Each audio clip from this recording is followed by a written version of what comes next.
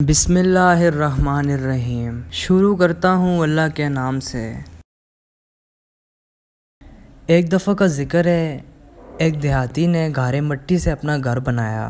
گھر میں اس نے ایک چھوٹی سی 7 مصلوں کی مسجدیں بھی بنائی، کیونکہ اس آدمی کے 7 بیٹے تھے۔ تعمیر مکمل ہوئی تو اس آدمی نے اپنے 7 بیٹوں کو اپنے پاس بلایا اور کہا، میں چاہتا ہوں کہ مسجد کی لپائی میں جنت کی مٹی سے کروں۔ تم سب بھائی جاؤ اور جنت کی مٹی تلاش کر کے لاؤ۔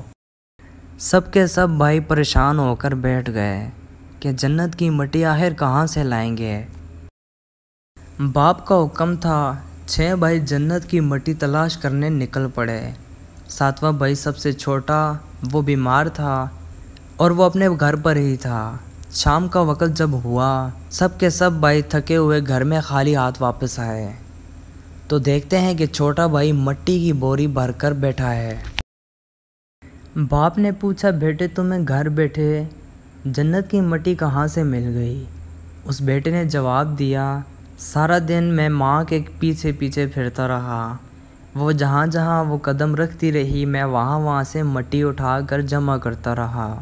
یہ وہی مٹی ہے۔